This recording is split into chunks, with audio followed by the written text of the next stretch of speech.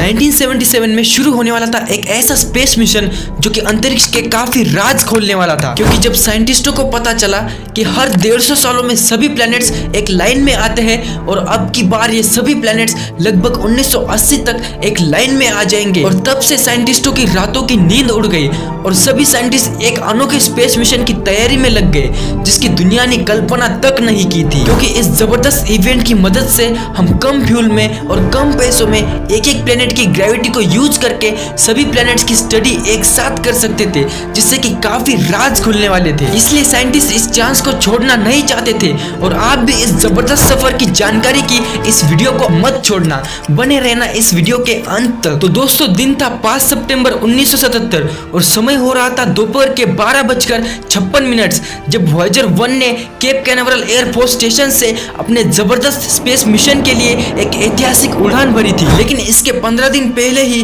Voyager 2 launch किया गया था।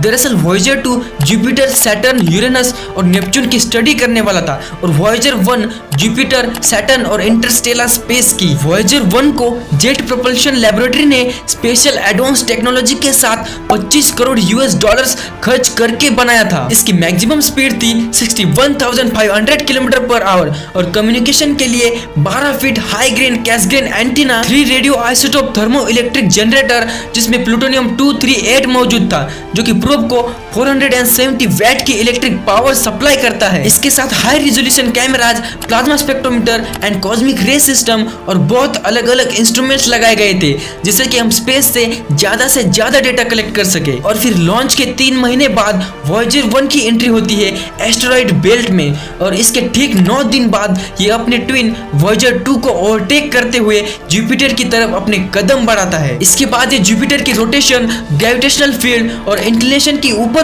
से स्टडी करता है और इसके मून आयो के बारे में एक बहुत बड़ी डिस्कवरी करता है, क्योंकि अब तक साइंटिस्ट जुपिटर के मून्स को इनएक्टिव फ्रोजन बॉडी की नजर से देखते थे, लेकिन वॉयेजर 1 ने आयो पर एक्टिव वोल्केनिक इरप्शन डिस्कवर करके साइंटिस्टों के होश उड़ा दिए। इसके बाद वॉयेजर 6 मार्च 1979 को 2:15 पर हमारे सोलर सिस्टम के सबसे बड़े मून गैनीमेड को फ्लाई बाय करता है और सैटर्न की ओर बढ़ता है। और फिर ये 22/8/1980 को शनि ग्रह और इसके रिंग्स की स्टडी करता है।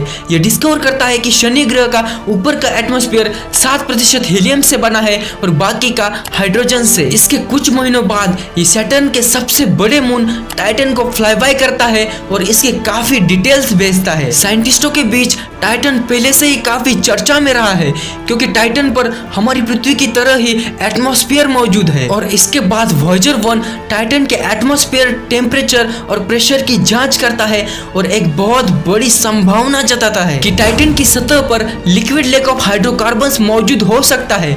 और आगे चलकर यही बात कैसिनी-हुगेन्स प्रोब प्रूव भी करता है। टाइटन एक काफी इंटरेस्टिंग मून है और शायद इस पर जीवन हो सकता है, क्योंकि यह पृथ्वी से काफी सिमिलर है और यहाँ पानी, जमीन, एटमॉस्फेयर सब कुछ है। अगर आपको टाइटन के बारे में डिटेल में जानना है तो ऊपर आई बटन पे क्लिक करके इस वीडियो को देखो। अब वॉयेजर 1 पर वापस आते हैं। अब वॉयेजर 1 के 3 साल खत्म हो चुके थे और अब इसका मिशन कंप्लीट हो चुका था, लेकिन साइंटिस्ट इस मिशन को और एक्सटेंड करने का सोचते हैं और इस एक्सटेंडेड मिशन में भी काफी इंपॉर्टेंट जानकारी हाथ लगती है।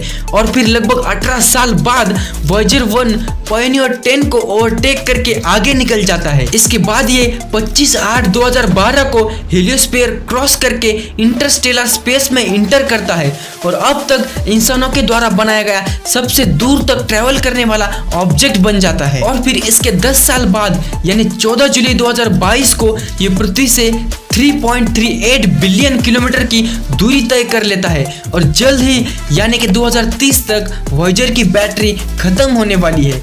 इसके बाद वो स्पेस की अनंत गहराइयों में खो जाएगा। लेकिन हमने वॉयेजर 1 के साथ एलियंस के लिए एक मैसेज भी भेजा है, जिसे कि एक कॉपर फॉइल में स्टोर किया गया है, जिसे कि गोल्डन रिकॉर्ड फॉइल कहते हैं, जिसके अंदर 150 अलग अलग भाषाओं में एलियंस के लिए कुछ ऐसे ग्रीटिंग्स भेजे गए हैं। इसमें इंडिया की हिंदी, मराठी, गुजराती इन सभी लैंग्वेज में भी मैसेज भेजा गया है और इसमें पृथ्वी की अलग अलग आवाज रिकॉर्ड की गई है, जैसे कि हार्ट बीट,